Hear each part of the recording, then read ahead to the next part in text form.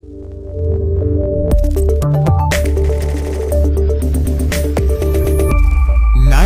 of the Living Geeks.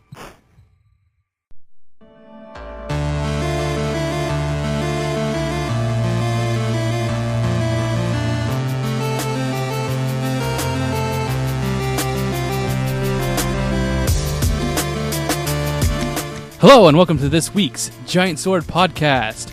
I am your host, Nick Lind. With me, to my side, of course, are my noble and hairy are Taylor Hoyt. Hello. Hi. Wait, big pause right there. I was trying to think of something clever and nothing came out. I think you have to do that before we start. Yeah. Also, Connor White. Greetings, adventurer. And with us again is our special guest, Ben Moore of Easy Allies. Howdy. Woo! Thanks for coming back on. I'm glad we didn't scare you off too bad. No, I had a really good time last time, so I'm sure I'll have a great time again. All right, cool, man. Well, let's jump right into it. We'll talk about some recent stuff that's been going on. Like, first of all, we just wanted to, you're the conductor of the Trails of Cold Steel 2 hype train, so, if you just give us the all aboard call, just talk about how excited you are for that. Yeah, man. Shoot. Let's go. Trails of Cold Steel. Dude, you caught on to my bit, man. Okay, so what you need to do is you need to convince Taylor to finish this game before the sequel comes out. Okay, so the thing about Trails of Cold Steel 2 is, like, it's not a traditional sequel. It is actually part 2 of the story. Oh, wow. And Okay. so this game is going to come out, and everyone's going to be talking about it, and everyone's going to be like, this is so good, this is such a great JRPG, you need to play this. Well, you can't play it because you won't be able to appreciate it because you will actually be jumping into the middle of the story. You if you can't don't play the first you one. can't appreciate it if you play the second one first. You can't. Is that what you're saying? I'm saying, yeah. I mean, I'm not saying you wouldn't be able to appreciate it at all on any level, but they really intend for you to play part 1 first. Okay, well, I So. actually didn't really know it was like that. So Yeah. maybe I guess we do have some work to do, Taylor. You could beat it in a month, guys. I don't know. I mean, I got to finish No Man's Sky. Got to finish Tokyo Mirage Sessions. Okay, we already Kirby had a discussion Robobot. with Ben off podcast that you don't need you've already finished No Man's Sky. And So anyways, Trails of Cold Steel 2. Yeah. Okay, so are they like innovating on the first one, or is it really just like spiritually and mechanically identical and a continuation of the first? It is not identical. There are some new mechanics, and a lot of the characters that are in your party are brand new as well. So and you also go to brand new places. So it is not identical to the first one. I think there's a lot of new things to appreciate, but from a narrative perspective, it is a direct continuation. I think it starts right when the last one ends. Yeah, like right immediately. Oh, wow. But you mentioned that it's different characters. So No, it's it's just it's the same characters, but there are a bunch of new ones that come on board. oh, okay, cool. I think a good way to think about it is, I don't know if you guys are familiar with the Xenosaga trilogy on PS2, but kind of like that. Okay. You wouldn't want to start with Xenosaga Part 3. Yeah, it'd be a little awkward just because so many things in the first two inform the events of the third. So. And Yeah. the most frustrating thing, guys, is that there's so much I want to talk about Cold Steel 2, but I can't because it's going to spoil everything for you guys. Right. Yeah, Nick keeps telling me the end of the game is just this massive cliffhanger. And we're like, oh, okay, well. Just like Trails in the Sky Part 1 was also a massive cliffhanger. Yeah. No, Well, it's go ahead, Nick. it's it's a cliffhanger, but it's just crazy, the ending.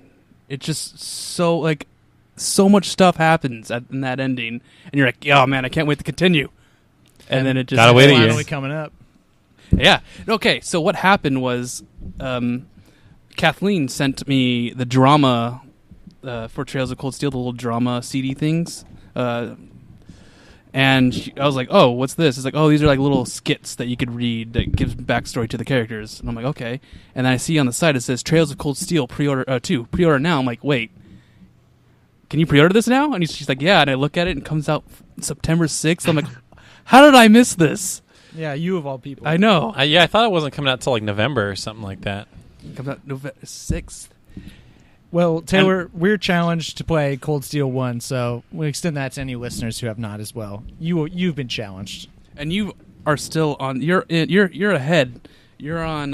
Don't you wag your finger in the front school, of my face. The school trip too. The second school trip. So field study. Eh. I do think it's kind of a shame that it's stuck on PS3 and Vita. I don't think that does it too many favors, but it's still great regardless. Wait, Trails of Cold Steel 2 is coming out on PS3 and Vita? Yeah. Yeah, same, that's when the first one came out. Oh, wow. on as That's well. really trippy. So it really is just mirroring it. Okay. Yeah. It's the Vita version's fine. I mean, playing it on the PS3 though it's like there's no frame. It's 60 frames per second. No frame really? drops. It's perfect. Huh.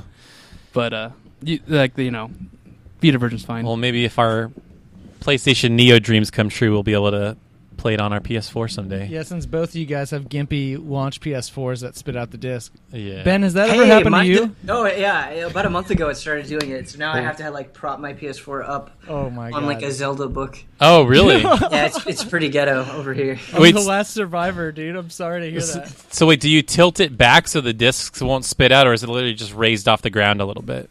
So it's like raised up and then off a ledge.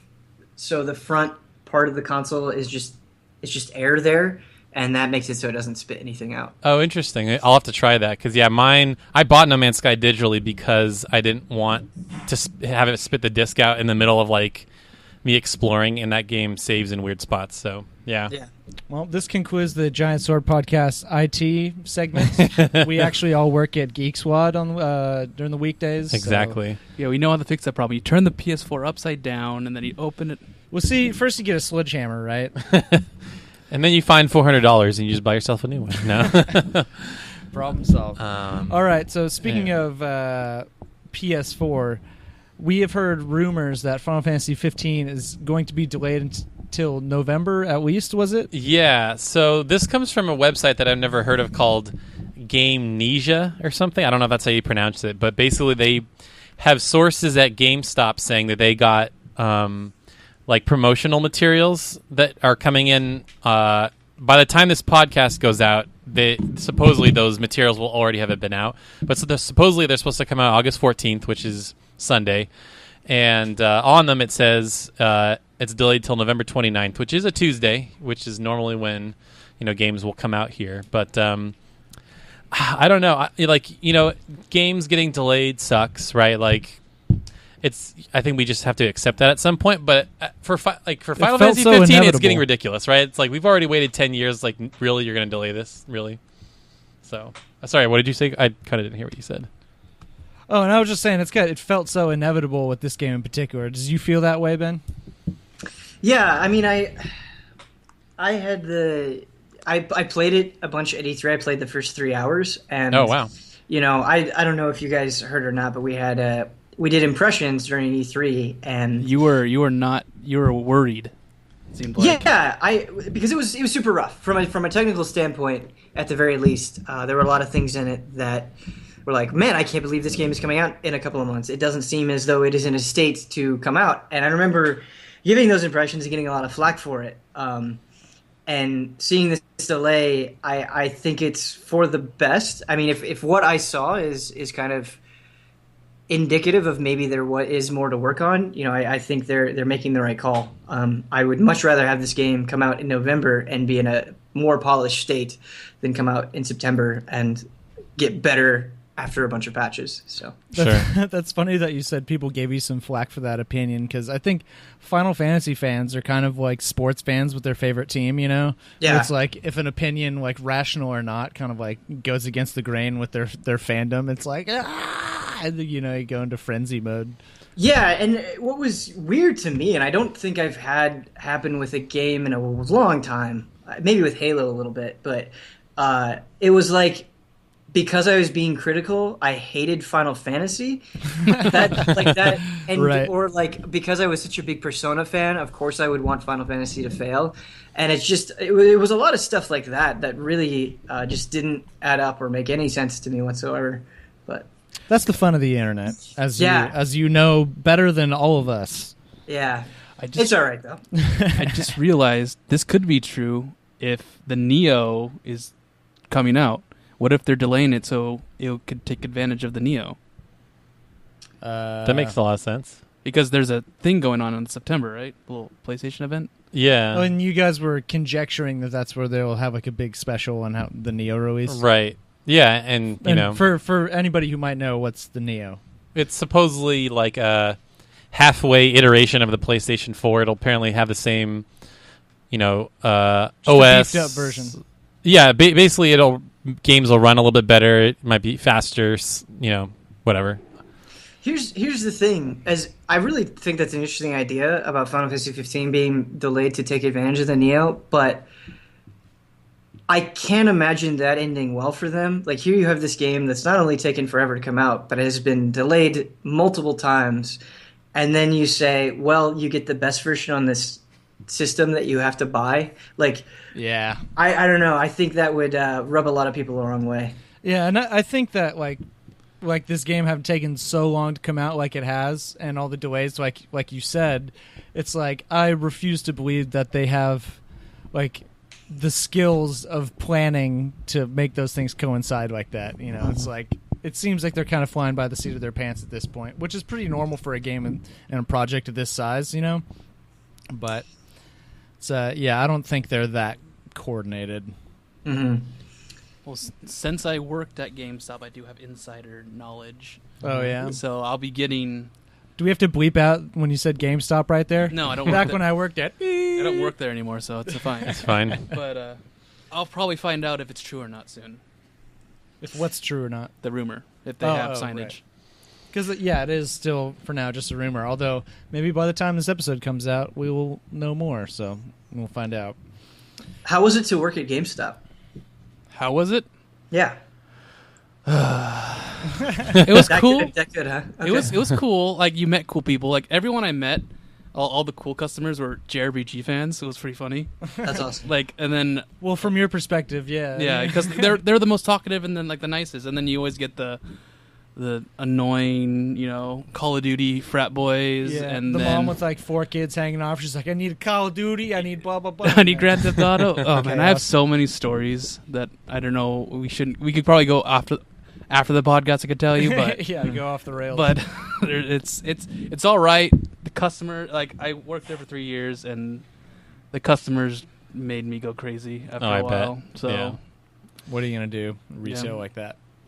I mean, the GameStop itself was fine. I mean, sometimes I guess I just worked at a really cool GameStop because the managers weren't like, we need all these numbers. We need to get pre-orders and get Power Up Pro cards and all the credit cards. So A little more laid back. a little more laid back. Cool. So just real quick, we'll just go around the horn. Do we believe that this rumor is true, and do we want it to be true? Maybe even like, what do you think, Connor? Ben, you go first. Yeah, I mean, I want to play Final Fantasy 15, so in that sense, I'm a little disappointed, and I don't want the rumor to be true, but I think just based on what I've played, I definitely think it's true. I think it is going to happen, and I do think it's probably for the best, or at least I hope it's for the best. And so, yeah, I really think it's true. Okay. I say it 100%. I mean, just undoubtedly, it will be delayed.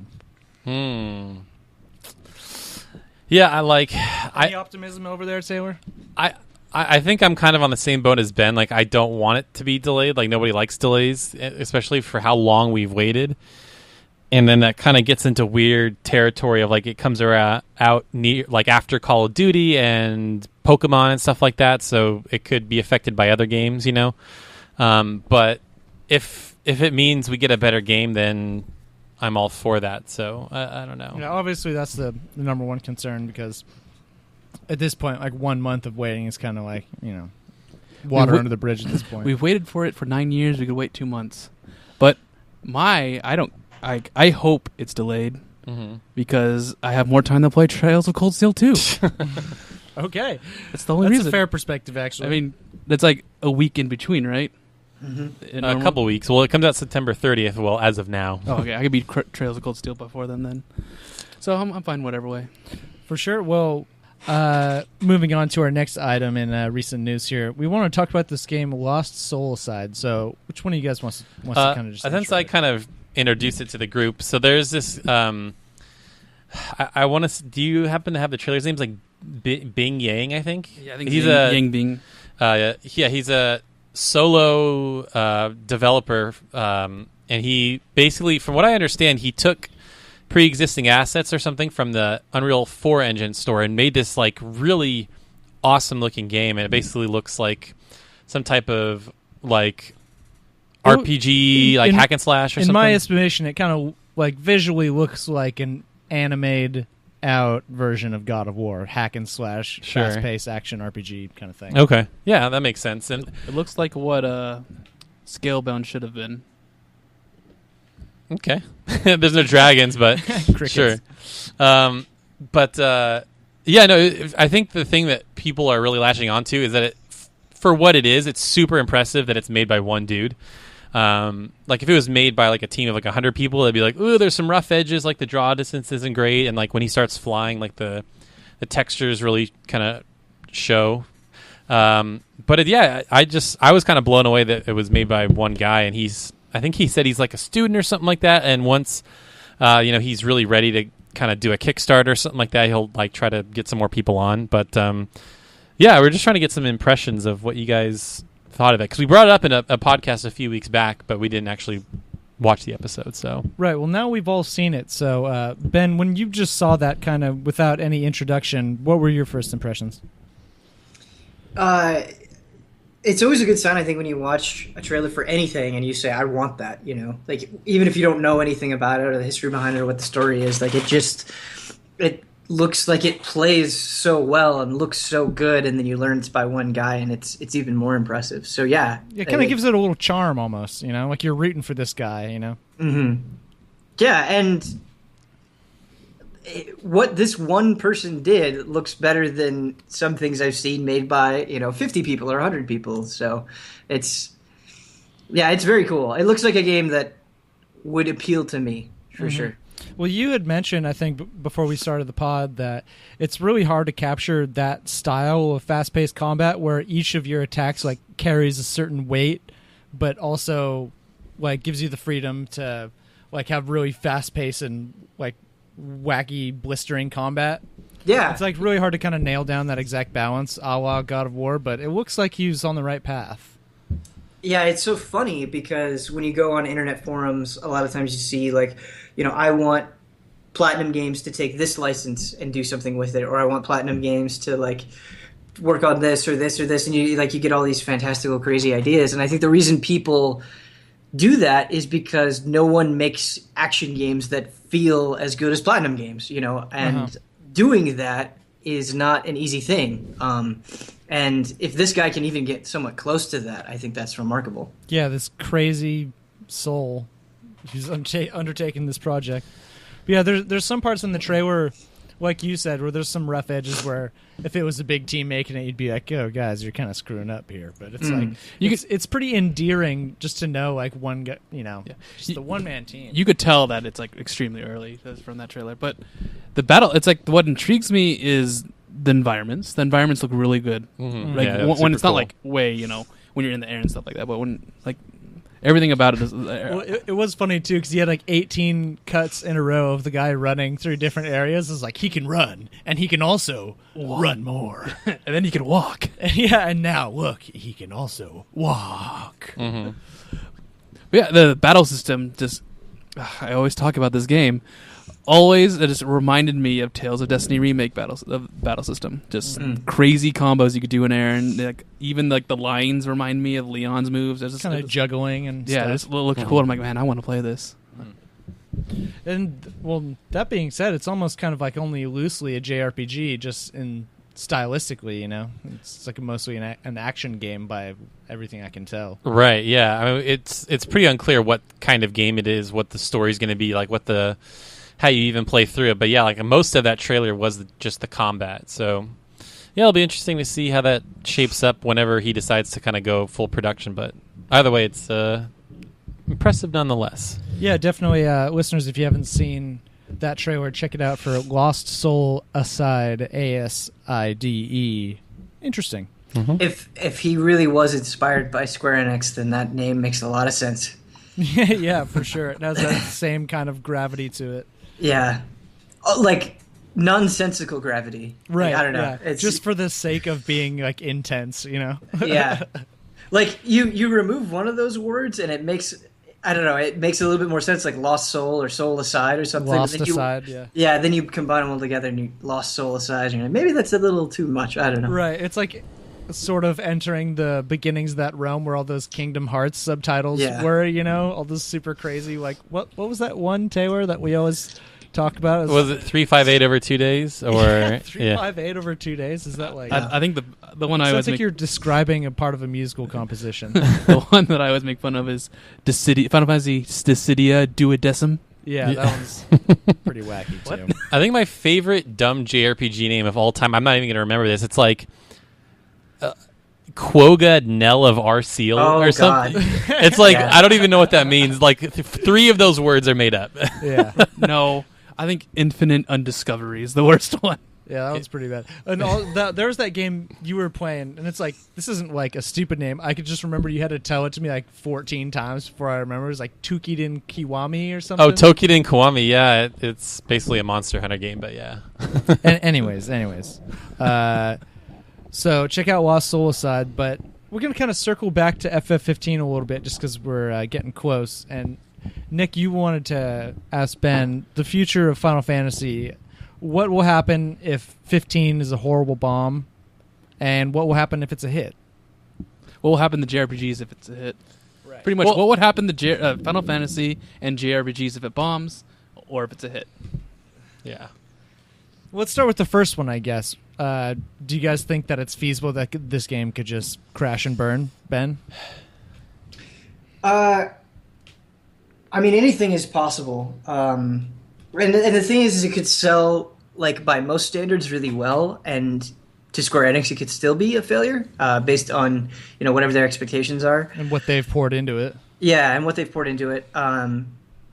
I mean, there's a Final Fantasy 15 movie coming out in theaters in a few days, so there's a lot of money changing hands for sure. Yeah. I used to think, and I've said this on record a lot of times. Back in the day, I think Final Fantasy was really the commander of the ship. When Final Fantasy was doing well, you saw more big budget JRPGs on consoles, and I think it really kind of, at least in the West, opened the doors for that style of game in the same way that Dragon Quest did in the East. But I think things have changed. I think if Final Fantasy succeeds, I think the genre will reap benefits of that. Especially if it succeeds on a very massive scale. But at the same time, if it doesn't, I don't think JRPGs are going to go away. I think you're just maybe not going to see like a Sony or a Microsoft get behind them in super big ways, but I don't think that means like, Atlas is going to stop making JRPGs, Falcom is going to stop making JRPGs. Right. And I think companies like those, just because of the internet and people's awareness of things have increased, if you want really great JRPGs, they're easier to find now than ever. And especially, you're getting more things like I Am Setsuna or Undertale, even sort of these independent projects, or just like we just saw, Lost Soul Aside, and Kickstarter. There are these avenues now where if you want something, there's probably someone out there making it for you. And so I think it would be silly to say that, the genre is going to be doom and gloom if Final Fantasy 15 fails. I don't think that's true. What about Final Fantasy itself? Do you think we'll never see anything Final Fantasy with it? Boy, that's a totally different question. Well, they already have to follow up with the FF7 remake, so that's it's true. Like, that'll be kind of, if for some reason this doesn't do well, it'll be interesting in the way it puts pressure to follow up with that. Just 'cause you have two projects with so much hype, kind of more or less back to back. I think if it does really, really, really well, I think you're going to see Tabata work on another mainline Final Fantasy 16, and kind of maybe continue with the same sort of. It won't maybe necessarily be the same battle system. Maybe continue with that sort of action RPG mindset. If it doesn't do well, I wouldn't be surprised if they did more remakes or leaned a little bit more heavily on mobile and like just change their priorities. Right. And I don't think you would see Final Fantasy 16 or news about it very quickly. I think it might. I wouldn't say that necessarily it wouldn't come to pass, but I definitely don't think you'd hear news about it very quickly. For sure. Yeah, because it's interesting. They even said that they weren't going to do like a trilogy of games like they did with 13 and stuff like that. So I guess they're like, this is like a self-contained thing, whatever. They're not trying to get out like, well, 15 did okay, let's try to salvage these assets and make sequels and stuff like that. But like you said, Ben, like anything's possible. Who knows if maybe this kills it and they do like, hey, maybe we are going to do a sequel. But I almost wonder if they have some type of thing that is Final Fantasy 16 in pre-production. Like a lot of people were... that would just be madness to me. Well, I mean, that's kind of how games work. Like you always have project, whether it's 100 people or like 10 people, like something's probably cooking. Let me put it this way. As a fan, that just sounds like madness to me. I mean, I'm sure back in the day that's how it was, because like on PS1 they were churning those things out like every other year pretty much. So right. Yeah, you're actually totally right. I remember reading a lot of things that 9, 10, and like Final Fantasy 12 were all being worked on at the same time. Wow. But I think that was an era when Final Fantasy seemed infinite, right? And they're like it was a sure thing. Yeah. 100% of the time, and I just get the impression that from Square Enix that is not the same attitude that they have. I do sort of feel like it's kind of a do or die moment for Final Fantasy as we know it right now. I'm not saying that Final Fantasy won't continue. I'm not saying you're not going to get more Final Fantasy related things, but just like a mainline Final Fantasy as we come to understand it and what that means could change. It does feel like an all-out bid to reclaim the crown, kind of. Yeah. And yeah, I've never seen a push like this with any Final Fantasy, let alone any game, period. Like you were saying, Ben, there's a movie coming out. They've already put out 3 episodes of this anime, and I believe there's 2 or 3 more. Don't forget about the car. Yeah, I was just going to say... I gotta get my Noctis body pillow. Oh, I'm sure that's already out there in the wild somewhere. Yeah, they're having this... I don't even know if they have mentioned how they're going to give that away or sell it or whatever, but they made a replica, a real-life working car of the car in the game, which is nuts. Like, that's insane. So... Talk about all out. Yeah, no, they're totally going to go out. Like we were talking earlier about like how we used to see Final Fantasy 7 billboards when we were kids and stuff like that. Like I wouldn't be surprised if like we're driving down the street and you see a bus with like a Final Fantasy 15 placard on the side of it. Like I really think they're going to go like super all out, like crazy. You know what'd be funny is if they had a commercial on TV that'll like kind of start off looking like a car commercial and then it like turned into like a Final Fantasy 15 commercial. That'd be pretty awesome. In a way, I really respect it because, especially at the end of the 13 trilogy, I think there's a lot of talk of, does Final Fantasy matter as much as it used to? What's going on with the series? And like them coming out and saying like, nope, we're still a big deal. We can put out a movie and an anime and like a side mobile game, like really going all in a way that I think kind of takes some courage. Like it's exciting. Like regardless of what happens to it, seeing it all come together and like this giant machine work is kind of cool and fun.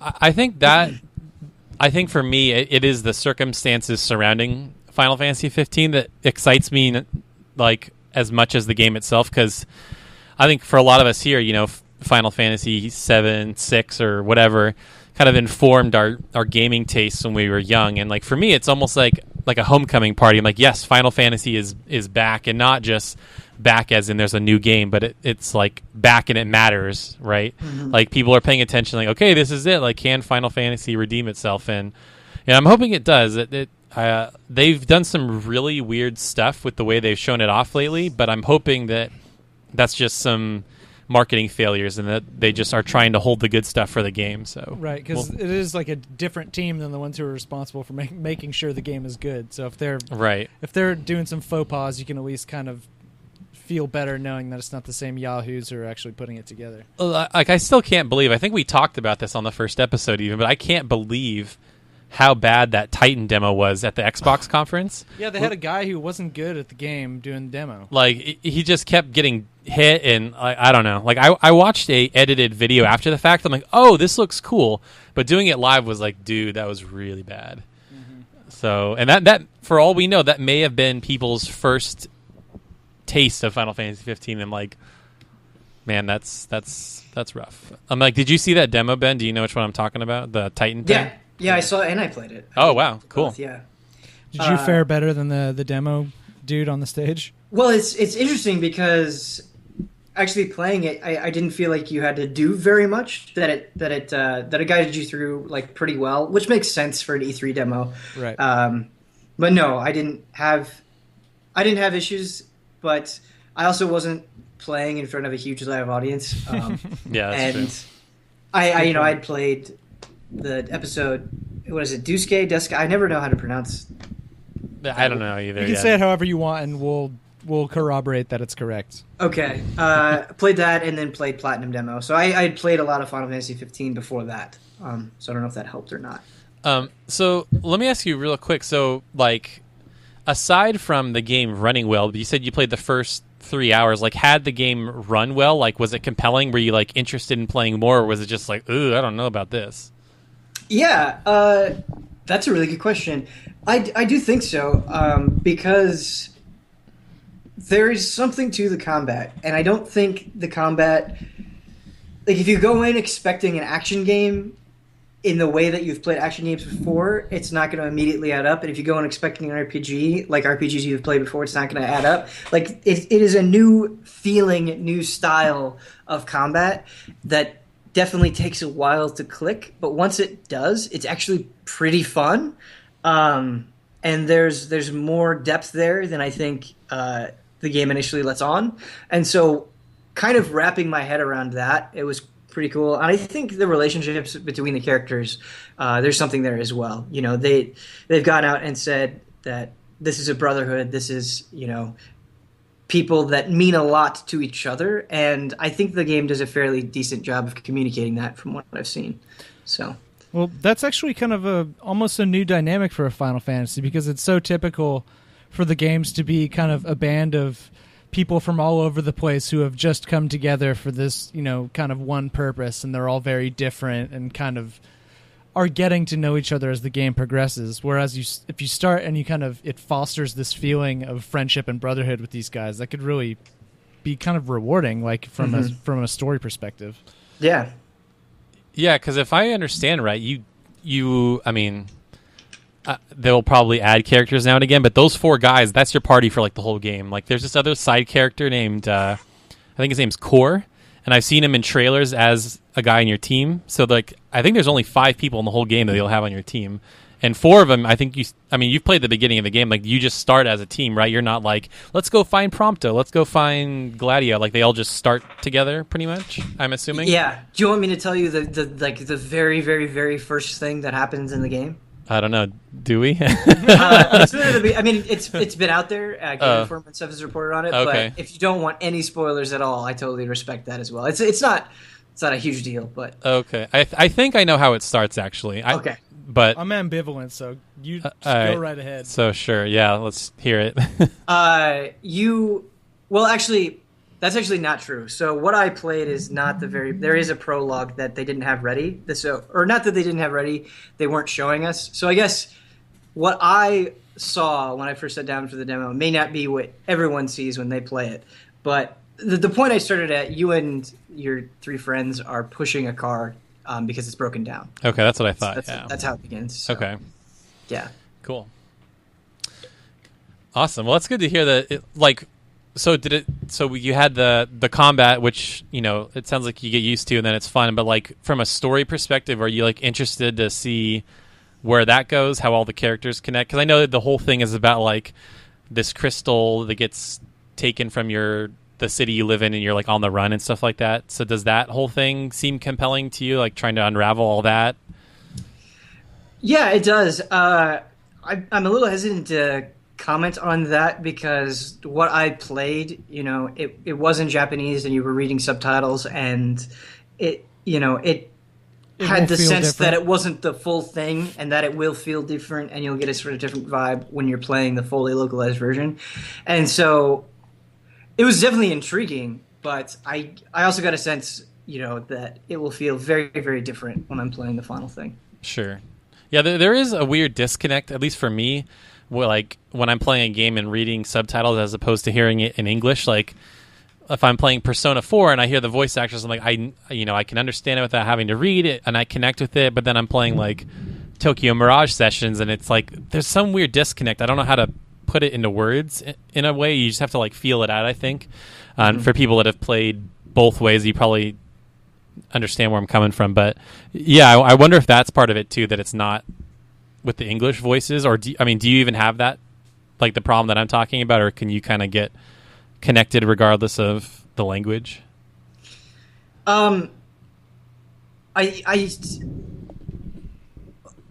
depends on how I'm introduced to things. So I think in the case of Final Fantasy 15, it's a little bit weird because I've heard some English voices and I've heard Japanese voices, and so it's all like it's kind of all over the place and there's not consistency there. Whereas like when I'm sitting down with a full game, if it's just one language, I can kind of settle in and get used to it and get immersed. But if I'm just seeing like little vertical slices, and all those vertical slices are a little bit different each time, that lack of consistency makes it hard to kind of get invested, I guess. Sure. But like for Yakuza, for example, that's all in Japanese, and even Tokyo Mirage Sessions, that's all in Japanese. And a lot of times I really like Japanese voice acting, and so it's not really an issue as long as the subtitles are easy to read, which some games are better at than others. All right. Mm-hmm. Well, any closing thoughts you guys wanted to tack on to Final Fantasy 15 discussion? I don't know if we got you and Nick's point of view. Like, how do you think what will happen to Final Fantasy if it fails? Because I know we brought up the 7 remake. I think regardless that game's coming out, they're doing whatever the 3 parts or whatever they talked about. I think that thing has a fan base all of its own, regardless of how 15 comes. You know what I mean? Because there's like people kind of know what to expect. Even if it bombs, there will be a contingency that stays loyal no matter what. Yeah, right. Anyway, I don't know where I was going with that, but well, I was just gonna say, like, if it bombs, like, I think Final Fantasy as a franchise is kind of like Godzilla. So you could hit him with the nuclear bomb and force him. He goes back into the ocean wounded, but you wait long enough, you will rise again.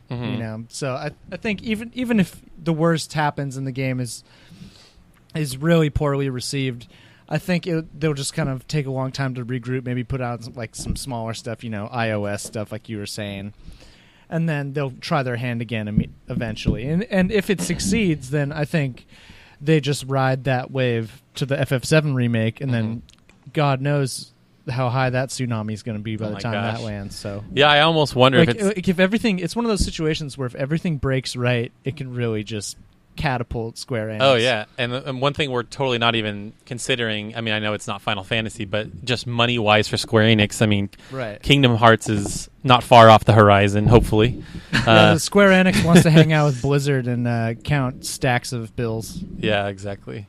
I just want to see what they do with the I Am Setsuna style of games. Yeah, I think that could be super interesting. Hopefully people keep buying that game. Yeah. I guess just one quick last thought. I have to go. Oh yeah. Go. Sorry, I thought that was your point. Do you guys agree with me that they are trying to appeal to the Western audience a lot with this game? Like they're trying to bring them in. Yeah, I think there is a more obvious and concerted effort to try to appeal to the West, and I think one thing that maybe a lot of people didn't realize is I think Final Fantasy has always sold better in the West, or like as time has gone on, it's sold better in the West. And I don't think it's necessarily overtly a Japanese. It's not Japanese in a way like Persona is Japanese, right? It is stylistically. Right, but you're not like in Tokyo or whatever. You're like yeah. But I think it totally is, because now it's like truly open world, and that's what people love here. We got the Fallouts, The Witcher, Skyrim, all that stuff. So I think people are like, oh yeah, I can get my car and drive around and explore, and I think that's kind of what the West is into these days. Well, I think the marketing kind of just like leaning that way kind of just coincided with the fact that they were making the game that way. Where it's like they're kind of like, oh wow, we're kind of going with the open world kind of thing. Okay, well, then we can package it like this, we can sell it like this. So, it's just, that's how marketing works. And it makes sense that way. And it's really funny because if you go way back to when it was called Versus 13, like even that game was way more open than any of the 13 trilogy games. Like those games are obviously very linear, we know that, but 13 or Versus 13, there were a lot of moments where you're like in this open forest area, or you're like in a city and you're like walking around the city. So I think even back then, it almost seemed like it was appealing more to the Western audience. And I remember they were both announced the same day. And I think even way back then, at least for me, I remember being way more interested in Versus 13 just because it kind of was reminiscent of 7 because it was more modern. Like you were in this big city. It reminded me of Midgar a little bit at the time, but now it's clearly not anything like Midgar. But I think, I think to answer Nick's question, I think, totally. It's definitely trying to appeal to the Western audience. Maybe even more intentionally than in the past. Do you think the same way, Ben? Yeah, I definitely think it's trying to appeal to the Western audience. Yeah, I think Final Fantasy's been trying to appeal to the West very overtly forever as well. So it seemed to have worked out for him decently. But yeah, definitely. But with that, we're going to move on to something that I've been looking forward to feverishly. We're going to do a little lightning round with Ben, where we're going to throw out some quick questions and get some short answers. We cooked up a few that we think might be interesting, so we might even throw in some others that aren't written down just for fun. If we think of some on the fly, we'll just, you guys toss them in. I like this a lot. Yeah, so let's jump right in. So, Ben, you're stuck on a desert island with one JRPG soundtrack you're choosing. What do you go with? Chrono Trigger. Boom, easy. Okay. If you could pick one, or let me see. If you could turn one JRPG game or franchise into an anime series, what would you pick? A lot of the JRPGs that I would pick are already anime series. Right. I thought, so I guess they're exempt. I wonder what a Shadow Hearts anime would look like. Ooh, the style of that game could be really cool in an anime. Yeah, I'm gonna go with that.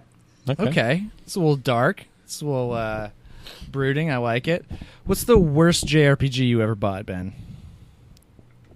Time Stalkers on Dreamcast is pretty horrible. Dreamcast seems like a likely graveyard for the answer to that question to lie in. Yeah. It's probably not the worst JRPG I've ever played. It's a pretty bad one, though. I know it has its fans, but I also think Quest 64 is pretty garbage. Just give us a short, 2-minute sell job on why it's total crap. Quest 64 or Time Stalkers? Time Stalkers. So the combat system is super slow, and there's not much to it. So you're doing this thing that doesn't have a lot of depth, and it's taking forever. So that sucks. The localization is also horrendous. Like, when characters talk, it's like nails on a chalkboard, kind of bad. So, yeah, I actually don't remember all that much about it because it's been forever since I played it. And also because it's bad. Yeah. Yeah. Okay, that's satisfactory. No redeeming qualities. That's a good one. Okay, what's the crown jewel of your gaming collection, or your most prized physical copy? Yeah, I've got a lot of games, but I don't have a ton of super rare stuff. I guess the two that I have that I'm pretty proud of that are cool. I have a really nice condition full copy of Panzer Dragoon Saga. Ooh, wow. Which I still have not played, Nice. but I do have it. But it looks so pretty, though. It does. It does look very pretty. I also have the cartridge of Earthbound. No way. I don't have anything else. But Dude, I just spotted that at Space Cats over here in San Jose. a couple weeks ago, $220 for the NES or Super Nintendo cartridge. Jeez. That much? I got mine for $80, which I thought was a pretty good price. Yeah, that's a steal, man. Yeah, that's or solid. at least compared to what these jokers are asking. Space Cats is always overpriced. Well, yeah, I'm just like, even for being overpriced, that's high. You know. I feel like I remember going in there and seeing like Parasite Eve 2 for like $100. I'm like, you're out of your mind. Yeah, maybe I love Parasite Eve, but it is not worth $100. No way. Maybe I shouldn't have bought Saga Frontier for $35 there. I probably could have gotten it for like 10 somewhere else. Oh. You also get Parasite Eve for $10 on PSN. Yeah, right. Exactly. Yeah. So I guess you could say the same thing about Earthbound. You digital kids. yeah. Just kidding. I loved PSN classics. Not even Anyways, $10, $5 or $6 or something. Sorry. yeah, I forgot that not all of them are 10. You can get some serious steals on there. There's some $4.99s. I mean, anyways, moving on. What is the hardest JRPG you've ever beaten? I feel like we're gonna get people that are gonna say it's not that hard, but man, it was hard for me. That's all that matters. Doing everything in Shin Megami Tensei, Devil Survivor. That was around the time when I was like just super getting into Shin Megami Tensei, and I remember like the 8th day on the overclocked 3DS version, really raking me over the coals. But I did get through it. Which one was that in the series? So it's a spin-off. It's like they're strategy RPGs kind of mixed with first-person Dragon Quest style combat.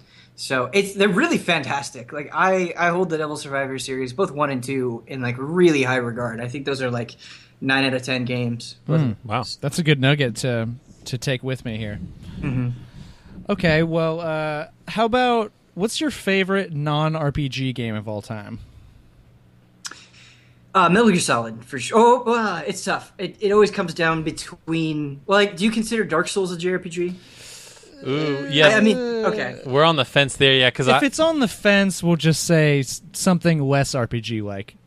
Sure. Metal Gear Solid, the original. The original? Okay, for sure. Yeah, I always remembered that game like being such a classic like that, even before I ever played it, just because I was a big PSM reader, and like their review of it was like it was the new Bible. You know, it's just like 5 out of 5, everything is perfect, and then 2 came out, and that was when they moved to the 10-point scale, and it got full 10 out of 10. Just like number 1 on all their greatest game countdowns. Like, I think if you're coming to Metal Gear Solid 1 for the first time now, like, I still think it hits pretty hard. Like, I still think it's a good game, but if you played it at the time of release, it was something else, and I wish I could like transport people back to that moment. It's a goddamn odyssey. It did so many things that had never ever been done or even considered. Yeah, it was one of those moments where you really thought to yourself, like, "Oh, video games can do this." Yeah, kind of that was Kojima walking in on the coming in on the platform, being carried by his subjects. You know, being fanned with palm walking leaves. down the light lit up platforms in E3. Exactly. Anywho, moving on. Oh, this should be a fun one. Michael Huber or Bradley Ellis? Choose one. I don't know. Like they're. It's weird because they're best friends, but they're polar opposites. I hate playing favorites. That's the best part of this question. Is that you have to pick them on absolutely no basis at all. If you want to go eeny, meeny, miny, mo to save your skin, that's acceptable. I'll let you go with that. Oh man, I think can I outright refuse questions? I might refuse this one. Okay. I'll give you a pass this time. I've known Michael Huber quite a bit longer, and so I think I'm probably all right. Michael Huber, it is. Sounds good. Moving on. Yeah, I love them. I do love them both. Just you wait till Bradley hears about this. Oh God, he's not going to be happy. That's the thing, though. That's why Brad's so great. Is he's just going to laugh. Like it's not even going to be a big deal. He'll get his. I can't remember that character's name now. The guy from Star Wars. The bad guy, the new one, bad guy. Kylo Ren, thank you. He'll get his Kylo Ren costume out and haunt your dreams. Master of radio, Taylor Hoyt over here. Here, pick another set of allies. Do it. We had another question lined up. Is Kyle Bossman truly a troll in real life, or does he just kind of play that up for content? Oh, he definitely trolls. But I think sometimes, like Kyle is. also like the sweetest person ever. Like I don't. He does troll and he does, play things up, but I do think there is like a super genuine, very nice, empathetic human being there that makes him so wonderful. I don't think he'd be able to do all the things that he does if that wasn't true. Right, because it would come off much differently. Yeah, it would come off very differently for sure. The thing that got me was how he was able to skirt around him and Huber's E3 bet. He like streamed somebody else playing a game that he didn't want to play instead of streaming himself. I'm like, talking about a loophole. The fallout from that and everything that happened is hilarious. Like, and it's probably a good sign, that people are so invested in it that they get worked up like that. But and then the trial of Kyle Bott. I watched that whole thing. That was just unbelievable. Yeah, I was just laughing the whole time at work. Great stuff. Yeah, it was fun to be a part of. All right. Well, moving on. We got a couple more here. Okay, what do I go with here? Okay, how about this? Greatest meal you ever ate? I have it like every week, but that's just fine. Yeah, Sujita. It's this ramen shop here in LA, and like it is the best food I've ever had. It is. Wow. And the thing is I thought it was just like me being Ben Moore, but everybody I've taken to it has walked away like super impressed. Like maybe it's not their favorite thing ever, but they really love it and want to come back. And so, well, hot damn! I'm gonna have to get more details on this place for next time I make my way down south. Oh, it's so good, man. Well, sounds like you're living large. And it's not expensive. It's like $12-13. Boom. I wonder if it's like a Renji. Okay. So this one. I know where the other guys in this conversation stand on this, but the silent protagonist, cool or annoying? Oh, I mean, like anything else, I think it can either be cool or annoying depending on who does it. There are silent protagonists that I think work exceptionally well and those that I think work poorly. So, like, I'm not inherently against it, if that is the question. Well, allow me to probe then. Like, what do you think is a good silent protagonist where they nailed it and it worked? I think Gordon Freeman is like a pretty quintessential silent protagonist. I love you so much right now. Yeah. I'm such a Half-Life dork, and I know this is a JRPG cast, but good Lord, I was like, you just floored me with that answer because I totally forgot about Gordon Freeman. Yeah, and the thing that makes Gordon Freeman work is he's not just a vessel for you. Like, you feel like there is a Gordon Freeman character that has these interactions with people while also being a conduit for your own experiences. Like, Half-Life 2 is an amazingly constructed game on so many different levels, and I think its characters are a part of that. So yeah, I always loved when I was playing as Gordon Freeman, just picturing like, people are talking to you all the time, and you just responding to them with like this badass stoic like look, nod, the wordless badass.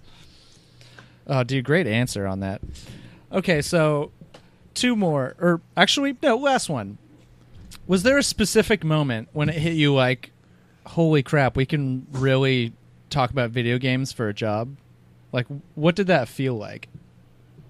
It felt like I was cheating. That's what it felt like, but in a really great way. Was there a specific moment? Like you get invited to this certain event, or XYZ happens, and you just go, oh crap! Like we're doing it now. I have two moments that kind of like gave me different things, but they're both related. And so the first one was when I was an intern at Game Trailers, and it was like it's kind of funny because I wasn't getting any money whatsoever, a totally unpaid internship, and I had to spend a lot of money to be out there. But I remember like going into the office and like spending that full first day and being like, I can't believe people actually do this.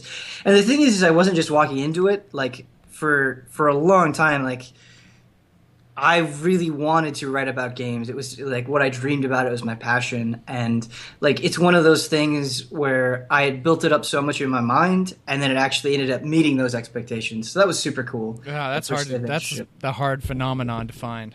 It really is. Yeah, I totally agree with you. The other one I think is totally hilarious. I'm sure it's going to come across the wrong way for some people, but I remember it was like the first or second year I was working at Game Trailers like full time, and I was going to review Call of Duty Ghosts, which is not a good Call of Duty game. Like, we didn't give it a great score or anything. That was the first one I decided to ever buy. Oh, actually. So sorry. yeah, I really don't. I have no love for that game, but that's the only Call of Duty I think I've reviewed. I went to an event, this review event, because they always do a review event for Call of Duty, and like the pure opulence on display was like hilarious and disgusting, and you couldn't believe that it was happening for like a video game release. Like they would take you in these like super big black SUVs, and you get out, and there'd be like this woman that had like your name on it, and like you'd go to this super nice hotel room with like ridiculously fancy food, and like I remember ostentatious. Yeah, it is. It was completely nuts. I remember like actually laughing because they were doing all of this stuff, and then I spent an entire day playing the game, and I'm like, this game is not very good. Like, just that. Yeah, it was totally ridiculous. Well, glad all that was worth it.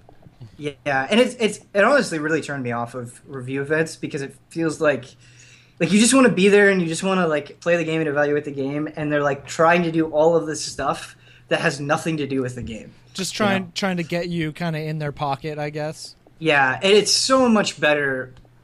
This doesn't happen very often, but there are a few people out there that are super good about this, where they'll give you a game like a month ahead of embargo, and they'll just give it to you, and they'll just leave you alone. And that's the best. That just puts you in the best situation. There's so much trust being shown there, you know? And yeah. It's like that's really empowering to be treated like that. It is, and I think people are screwing it up. We just got an email for a game, like we just got a code for a game, and in the email they had to say, please don't sell this code online. Because apparently people who have been getting review codes have been selling them online, and you're just like, holy shit, man! Like, you are ruining this for everybody else. Yeah, absolutely. It's like they're trying to put out fires as they're trying to get reviews. Yeah, and I because of that, I've seen certain places that used to be super chill and give us things way early, have to button down and give it to you much closer to release. And you don't blame them if people are being idiots and like compromising their game like that. Well, I almost wonder if this new age of YouTube has really done that, because there's so many just like one-off. It's just the guy doing it himself or whatever, and like, yeah, I bet there's been just countless of those types of people where they're not a part of any kind of organization or anything, and they just happen to have a popular YouTube channel, and they got a code. That independence is so valuable for getting like unbiased kind of stuff, as long as they make good content. Well, it was funny on the latest Easy Allies podcast, Brandon sort of went on this tirade about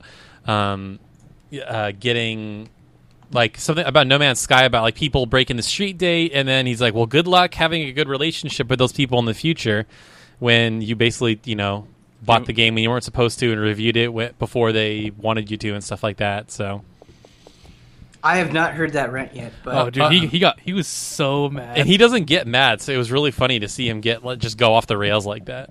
That's a good plug there too. Yeah, go listen to the latest episode of Easy Allies podcast. Well, that last one kind of sparked its own little topic there, but that concludes the lightning round, dude. That was fun. Thank you. Mm-hmm. And so the last segment, which we will kind of speed through because we're having fun, taking a while, is the System by System JRPG Beginner's Handbook, which we are very happy to have Ben along for this time. And so we thought we would pick a system with a wide variety of options for when Ben joined us. So we're going with the PS2. We're going to decide, or we're going to share which games we think would be the best for a beginner on the PS2. So as far as going first, naturally, Ben, what do you got? Yeah, so I think when it comes down to like what is a good suggestion for a beginner, I think you just give them like the best thing, right. Rather than like try to give them something that maybe is like approachable or accessible or something, just give them like the best example, because that way they're more apt to fall in love with it if there's so much goodness there. And it's tough because the PS2 is like really rich with JRPGs. Like I think Final Fantasy X could be good. I think Dark Cloud could be good. I think a lot of things should be good, but something that to me that is like super distinct about the PS2 that you can't get anywhere else, that really has its own flavor and style, is Shadow Hearts. And I think the best of those is Shadow Hearts Covenant. And so I think that would be a really good game for somebody because it has great characters, it has a fascinating story, which I think is important. I don't think for a beginner you can just rely on mechanics. I think there has to be more to it than that. But it also has really good mechanics to it, so it's kind of the whole deal. Yeah, I love that in their battle system there's a skill-based element, a la Legend of Dragoon or games like that. And there's more than one institution like that, right, Nick, where you have to time something. Yeah, so it's crazy. Compared to the first one, this one you could customize your judgment ring, which is the ring that you see that spins around, that has the little thing that spins around. Mm-hmm. You can make the things bigger, or you make the critical hits larger and stuff like that. It's crazy what you could do with this game. And then there's different rings you could get, which one has no critical hits, but it's easier to hit. Right. Or there's one that's you could totally suit your own style. Yeah, it's crazy what you could do in this game. The thing that surprised me about Shadowheart's Covenant is it's a lot more lighthearted than the first one. The first one was super dark. And with a name like Shadow Hearts, I mean, you're really, what are you trying to evoke there? It's pretty obvious. Right. It's super in the first Shadow Hearts, the first area you're in is a haunted village, and whenever it's night, the village just becomes filled with corpses and blood everywhere. Because everyone in that village is like a demon fox, and it eats humans, and that's all the corpses that you see. And I was need to play this game. It just got super dark. It's whoa, it's really bloody and whoa. And then in Shadow Hearts 2, it's not like that. You have a gypsy dancing, and the guy is going, "Yeah, dance for me," and it's this tone's completely different. Would not have been a scene you saw in the first one. Even Yuri, the main character, of the first one, I think he's the main character in the second one too. It's kind of confusing with the cover art, but he's different. In the first one, he's really dark and brooding. In this one, he's he's just sarcastic and funny. Mm-hmm. Cool. I like the answer, Ben. It's I think a little bit off of what people would normally guess or normally that's what suggest. We're going for. Yeah, I love that. That's perfect. There's a part of me that wanted to say Dragon Quest VIII, but. And as great as I think that game is, I think there are reasons why maybe I wouldn't have it be someone's very first JRPG. Right. Is it the necessity of grinding? Yeah, it's the grinding for sure. It is the difficulty spikes, and while I think the story is actually very good, maybe if it is your first JRPG, you might not play enough to fully appreciate it or get sucked in. Right. And so I think maybe being more accustomed to the genre and then jumping in, you might be more apt to appreciate it. So very solid. So I'll go next. Sure. So my choice is a game that I think has the perfect scaling of difficulty, where it starts out and there's only one or two things you can do in the battle system, and it's an action RPG based battle system where you can create combos that can chain together your own combos uniquely, and there's all these different weapon types you could use, and each one has their own combos. And as far as action RPGs with a hard leveling and classic JRPG structure, I think Radiata Stories is about as good as you can get. Ben, have you heard of that game? I have. I think I own that game, and I've never played it. You and me both, brother. This is exciting to hear. Yeah, for sure. Well, I have to say, I think its recruitment system, with its depth and intrigue, can be rivaled pretty much only by Suikoden 2. I don't remember exactly how many characters there are to recruit, but all I know is in the main headquarters city of Radiata, where most of the game takes place, by the end of the game, you can basically have every single denizen of the town who has a name on your party. And a lot of them, it's you have to have so-and-so and so-and-so, and you put them in your party, and then go talk to their friend, and then they'll join your party. And it's every character is super unique. The art is great and bright and really, really appealing to the eye. And the characters are all drastically different.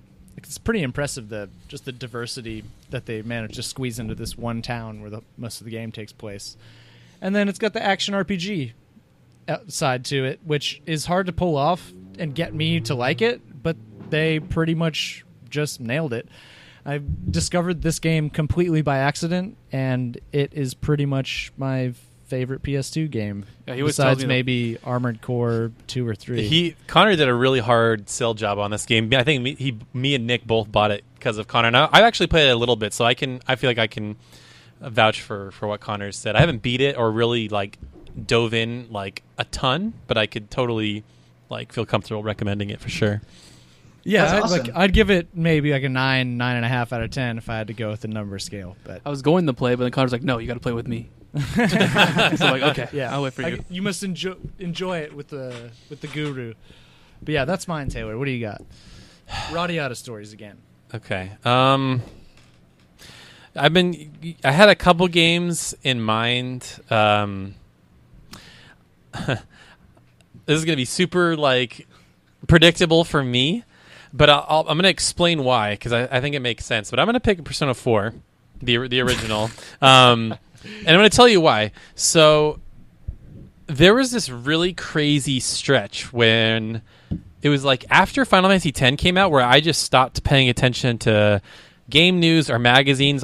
All I did was I would buy the next Final Fantasy and I would buy the next Madden every year. I was that guy. I remember that era. And I just wasn't into games. And so what I did was I was in South Korea, so I wasn't able to bring games with me. I just had my PSP and I was just replaying old games and stuff like that.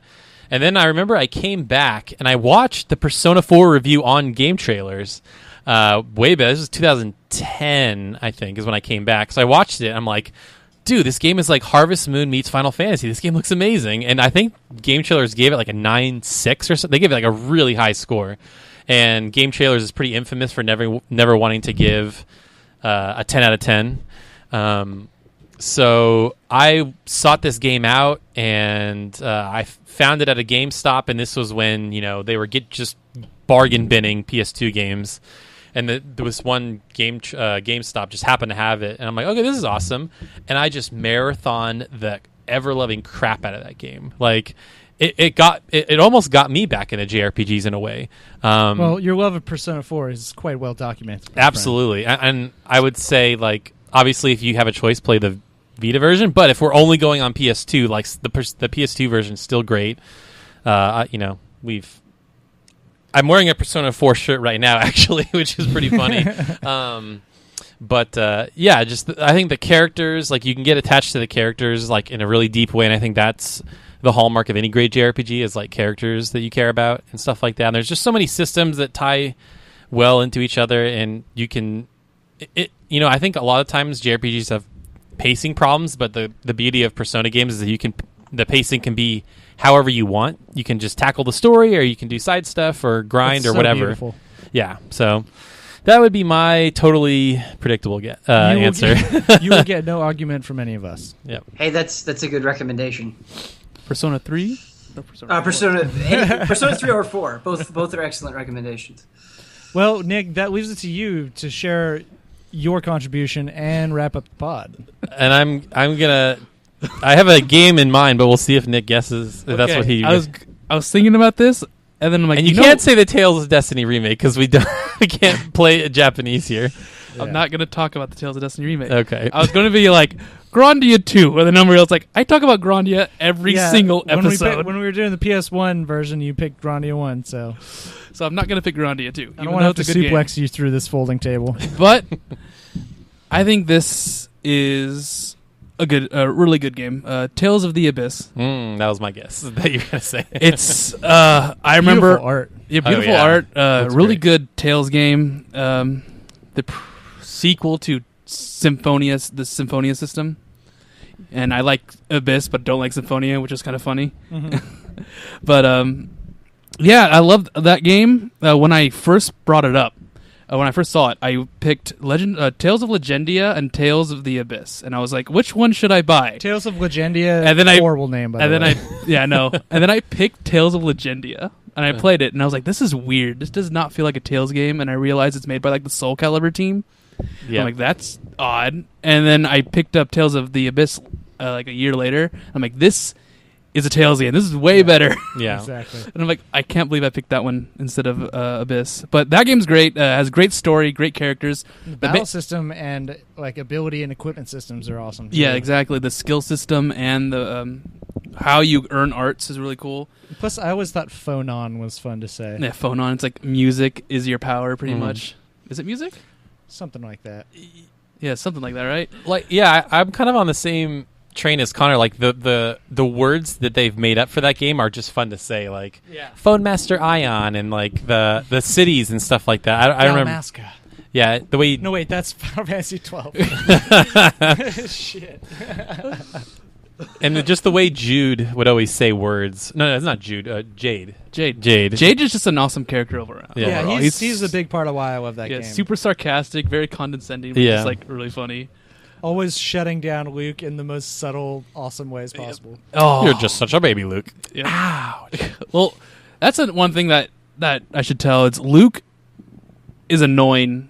The protagonist. The protagonist is annoying for the first like couple hours, and First, 10 hours. yeah, that's like the beginning of That's the a game, couple. okay, for a JRPG at least. But then he grows up, and it Well, you find out why. yeah, he found There's out like why, yeah. and he turns into a cool character.